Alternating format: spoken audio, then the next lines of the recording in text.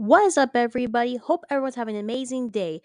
We are back with another episode of WB content. I'm your host, Destiny Velasquez, and let's talk about last night's evolution.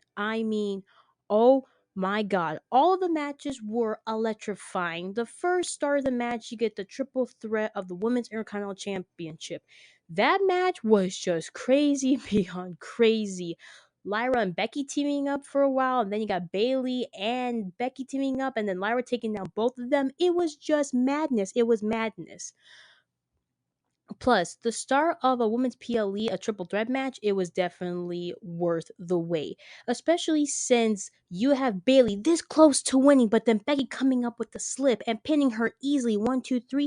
It was just perfect. Now, we know this is definitely not the end for Bailey and her title reign, so I'm pretty sure we're going to see another title fight between her and Becky Lynch, possibly at SummerSlam. And if Lyra gets involved, we are having another rematch triple threat match at SummerSlam, either day one or day two, depending on scheduling for both matches. Either way, it's going to be epic. Then you got another match, which was the NXT Women's Championship. JC Jane and Fatal Influence with Jordan Grace and Blake Monroe. Now, Blake Monroe, we all know she used to be an AEW superstar, and we all know her kind where she gets all glamorous, but she still looks good beating up people.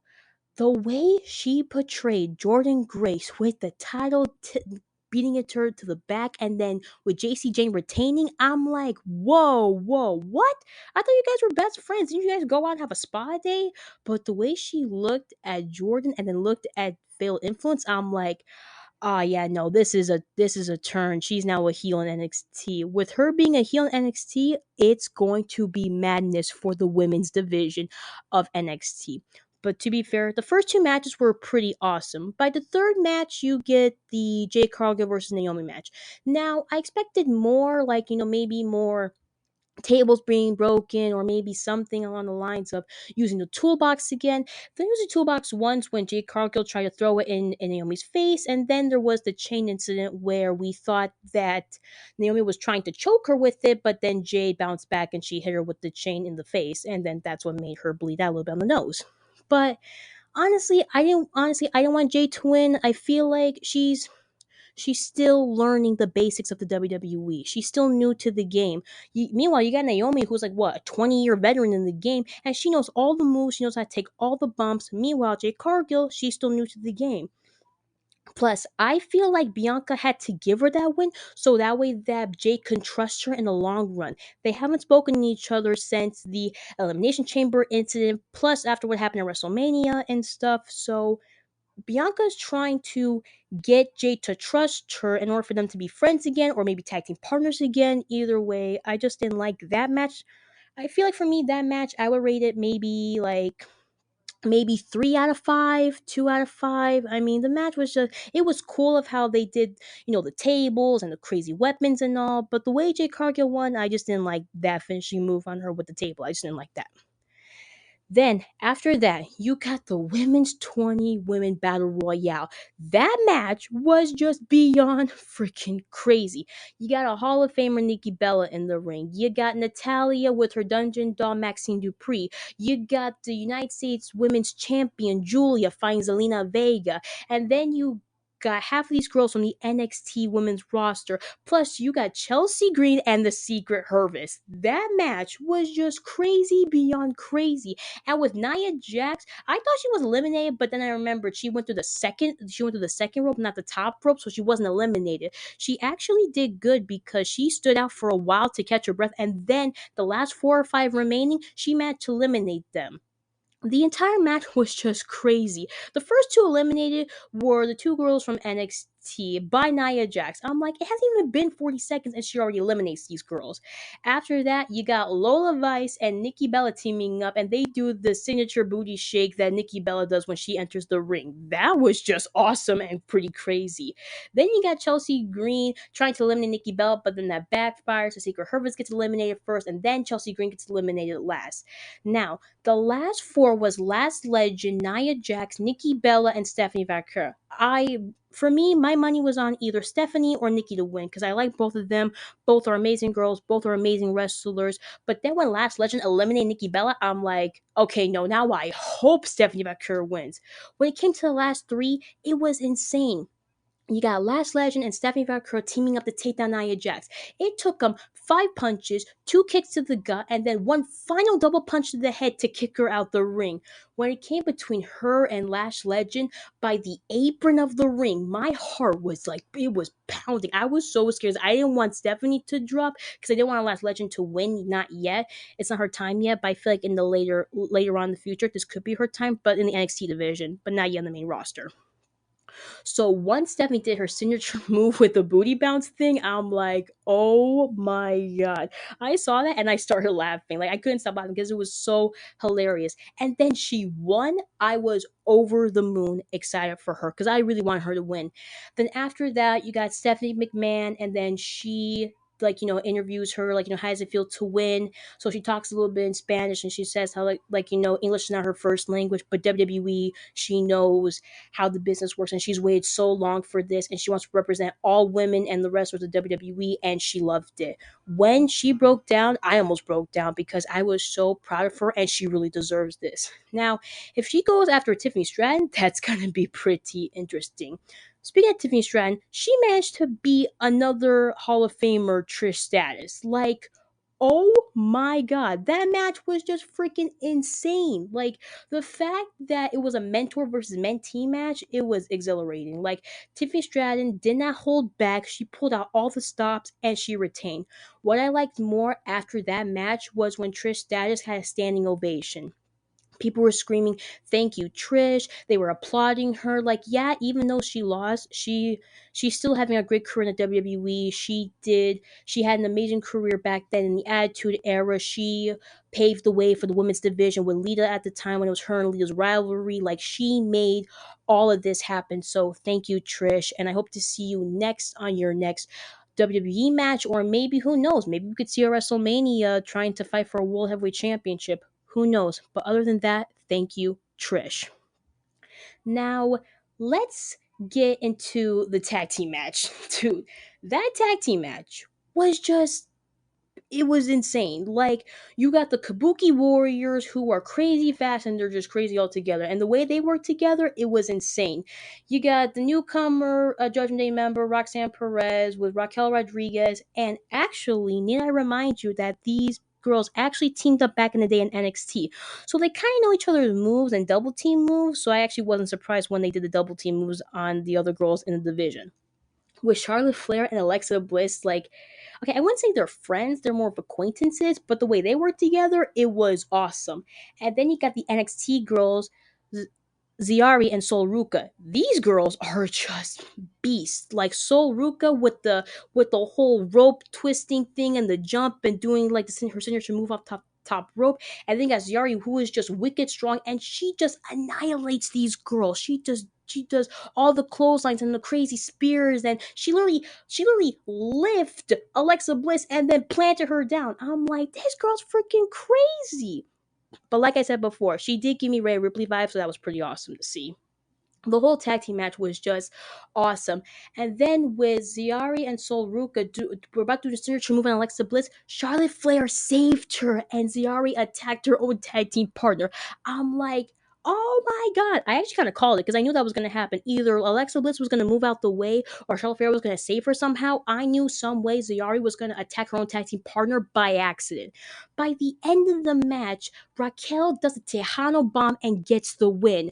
But after the win, you get Roxanne climbing on Raquel, hugging her. I'm like, um, excuse me, Roxanne. One, you're not Liv Morgan. Two, don't ever do that. And three, too soon, girl. Just too soon. Like, look, you only been a new member of the Judgment Day for I think about like what 2 weeks or so, and you're already doing the same thing that Liv did, climbing on Raquel, hugging her, and you guys are applauding each other. I mean, to be fair, what she did was pretty awesome with the suicide dives and the cool moves and stuff. But girl, it's way too soon for you to be friends with Raquel Rodriguez. Yeah, you guys were best friends back at NXT, but now this is a new era. This is new talent and whatever. So you better be careful. What I did like though was that after the match, WWE quickly posts Raquel and Roxanne walking back with WWE Tag Team titles, and Raquel said, this one was for you, Liv. I miss you, girl." And Roxanne's like, "I went for the Judgment Day." I'm like, dude, does no one realize that once Liv Morgan comes back, it will be hellfire with the Judgment Day? She's gonna be pissed at Raquel, she's gonna be pissed at Dom Mysterio, and she's gonna be pissed at Finn. But she's gonna be more pissed at Finn than Raquel and Dom because Finn's the one that made all this happen. So once she returns, Finn's gonna have a lot to explain to her about what's happening with the Judgment Day and the tag team titles. But other than that, the tag team was the most dopest match I actually ever saw. All the matches besides the Jade Cargill and Naomi one, all the matches were just freaking dope. All these women pulling out all the stops, the way they're trained in the WWE and the way they do their crazy flips and the some and the somersaults and the crazy moves off the top ropes and the suicide dives, like they put in the work, and I was so proud of them for doing that because they literally deserved their own PLE because they are just the most coolest women in the WWE. Now, the main event. I mean, the main event. Where do I even begin? With Rhea and Io having their, let's say, frenemy timeline of them joining NXT, to Rhea will be going to NXT UK, back to NXT. Her and Io have been best of friends since the early years in the WWE. To them being on different brands, them pulling out all the stops to become a champion, Io becoming Miss Money in the Bank one time, and she won at SummerSlam to become a WWE champion.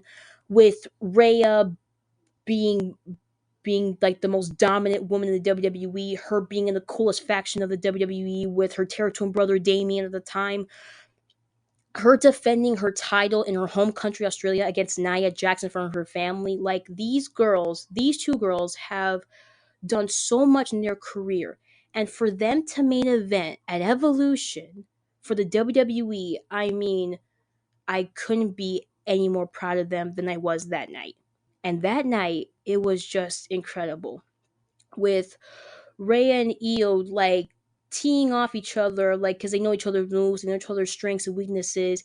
And in the middle of the ring, you see Rhea telling her, "I respect you," and then Io's like, "I respect you too." And Rhea's like, "So let's fight." Like they already respect each other since day one, so like let's give these people a fight they want to remember.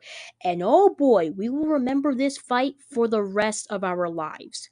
With Rhea and Io doing all the craziest moves off of the turnbuckles and in the announcement table and off the ropes, and how you got Io doing the crazy somersault off the top ropes, and with Rhea kicking out of her signature move twice, I might add, she managed to pull that off. The moment you get Io Sky doing the missile drop kick off the referee, I'm like, oh no no no no no, this is gonna go longer than we thought. The fact that Rhea did the riptide and everybody's counting 1, 2, 3, 4, 5, 6, 7, 8 as Rhea pinned her, I'm like, no, we need a referee.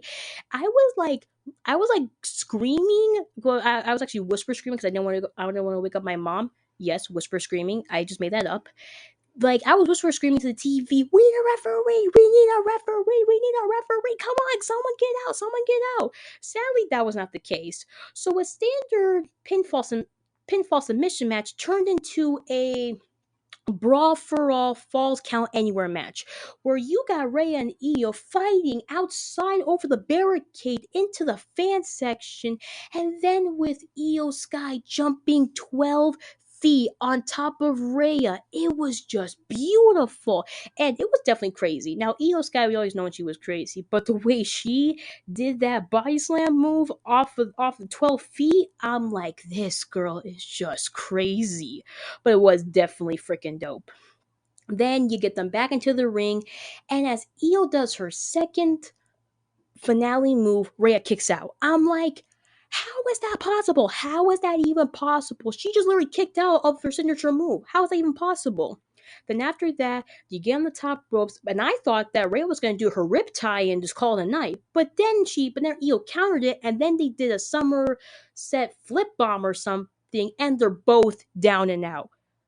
When Let me tell you, when I hear Naomi's music hit and she is running to the ring with the briefcase. I'm like, oh my god, is this happening? Is this really happening? Is this really happening? Is this really happening? Like my heart almost fell to my stomach when I saw that. I'm like, oh my god, is she gonna cash in? Is she gonna cash in? The moment the ring announcer announces that it was a triple threat match and Naomi, oh my god, Naomi just took the whole show from there.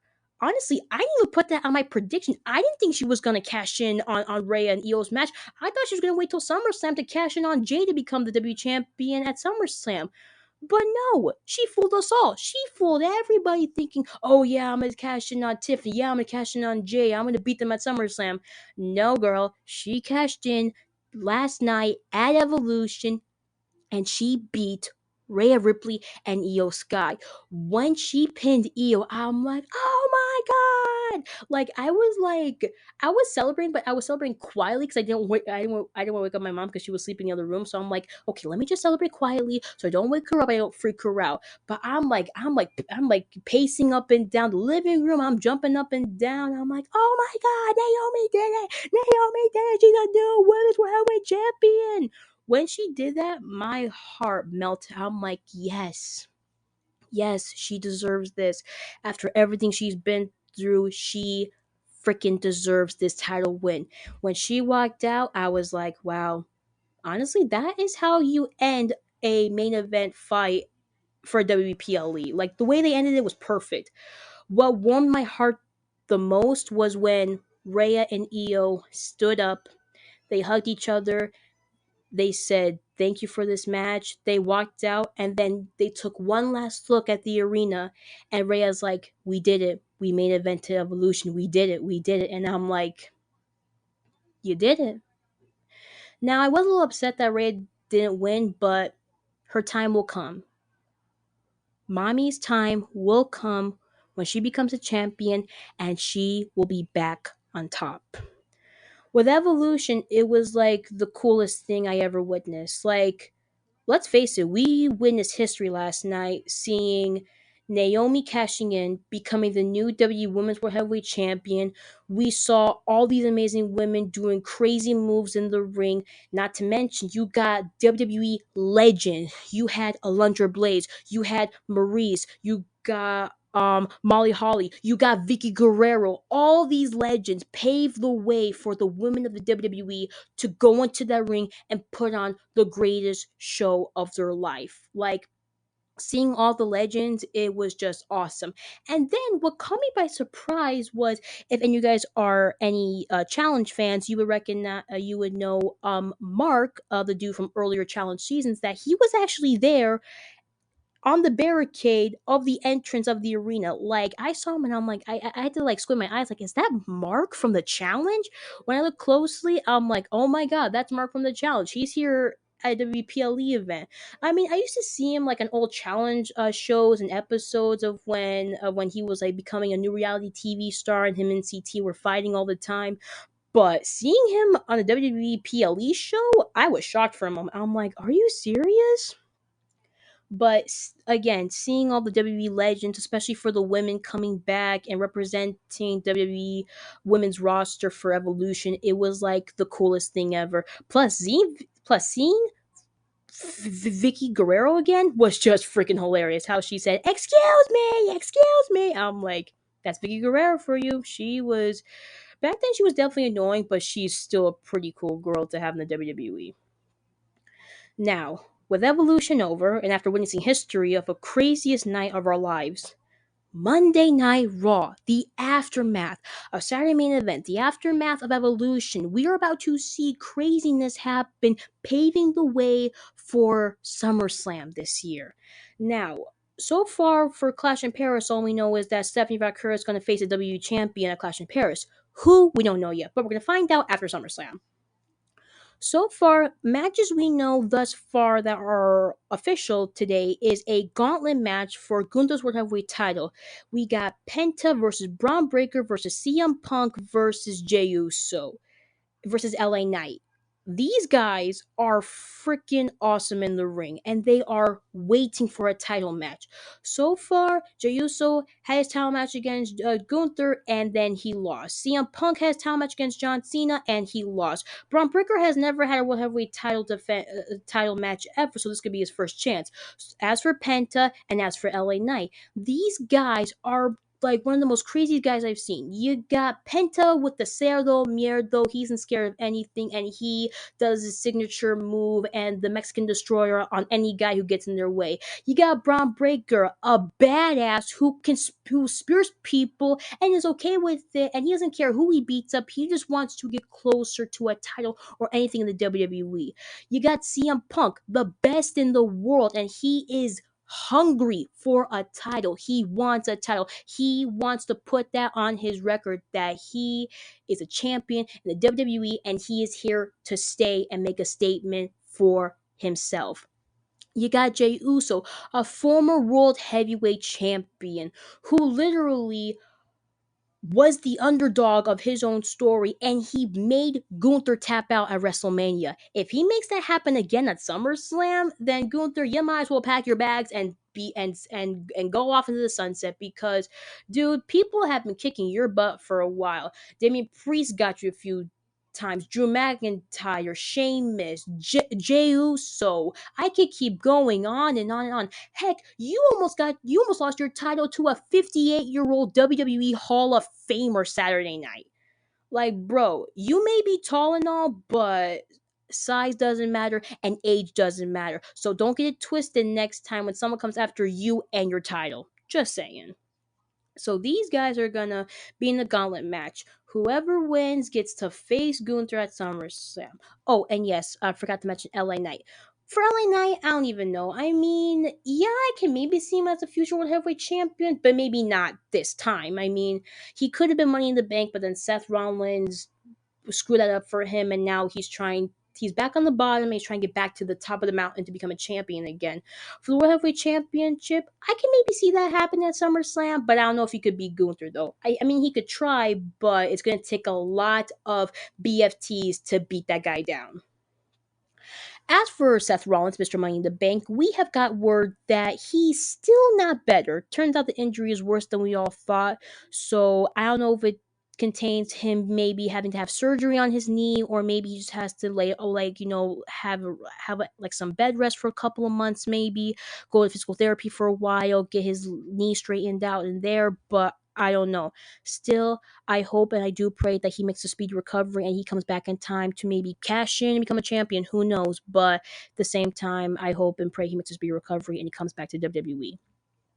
But at the same time, if Braun Breaker wins and he faces Gunther, how is Seth going to feel about this? Because he's been on that championship since he lost it. Like he lost at WrestleMania to Drew McIntyre, and then Damian Priest cashed in. He became World Heavyweight Champion after 2 months of WrestleMania. After 2 months after WrestleMania, he comes back, wants to fight Damian Priest, and then he was about to be a champion, but then Drew McIntyre, who was Mr. Money in the Bank at the time, cashes in, makes a triple threat match, but then CM Punk comes in again, triple threat match, no qualifications, and nothing in that matter. So you got CM Punk come out.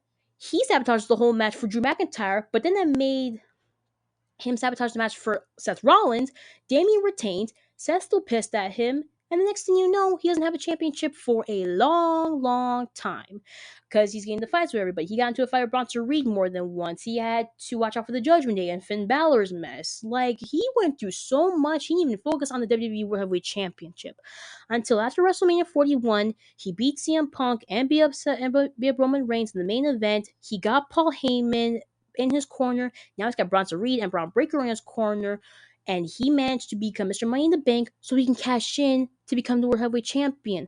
But he's now on medical leave. Braun Breaker's in the gauntlet match. So if Braun Breaker wins and he beats Gunther at SummerSlam, like, how is that going to turn out for Seth Rollins? Like, is he going to cash in on Braun Breaker somehow and become world champion? Or is Braun Breaker going to lose and we have to wait another few months for Seth Rollins to come back in order for him to cash in on Gunther? Like, what's next now for Seth Rollins since now he's out on injury? And by the way, so far people are now getting injured left and right.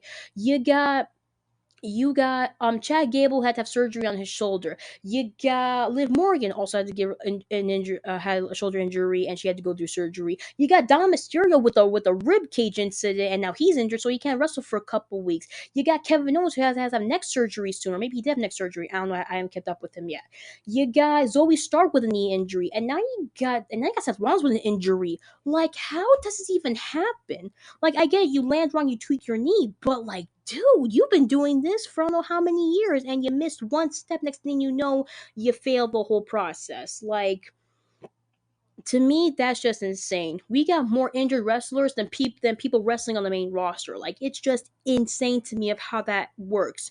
Either it's a shoulder injury, or it's a knee injury, or it's a neck injury. Either way, they're out for like maybe 4 to 5 months due to surgeries and due to physical therapy, and then they're not even back until like the next PLE event, or the next Monday Night Raw show, or the next Friday Night SmackDown show. Whatever the case is, they are gone for months at a time, and we have to wait patiently for them to come back.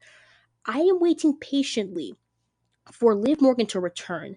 If she returns after SummerSlam and everything goes to hell with the Judgment Day, it's going to be a really great show to watch. Once we see Seth Rollins return, we already know he's going to cash in and become World Heavyweight Champion. But the same time, if something were to happen, per se, if Plan B doesn't go order as planned, and then Braun Breaker somehow is not happy with the way things are going, he could leave. Like, he could leave somehow, portray Seth Rollins, and then just do his own thing. He's been doing his own thing since he joined Monday Night Raw. Hello, this man was a two-time Intercontinental Champion. He defended his championship against four other guys at WrestleMania. Sadly, he lost against Dom Mysterio, but that's besides the point.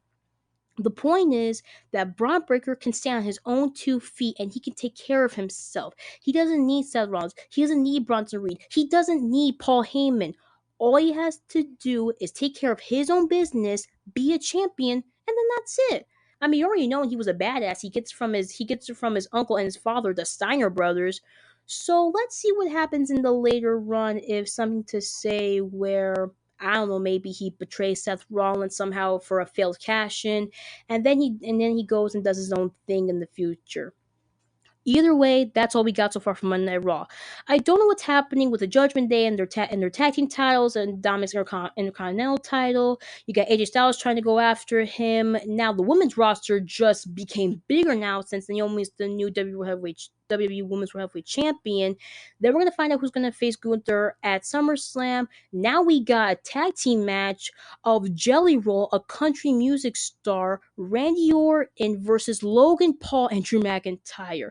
We might see maybe a couple of promos or something tonight, or we might just see Logan Paul being a wannabe W superstar like always, and then we lead to Friday Night SmackDown. Plus, Friday Night SmackDown, we will see John Cena again in San Antonio, Texas, one last time before his retirement tour.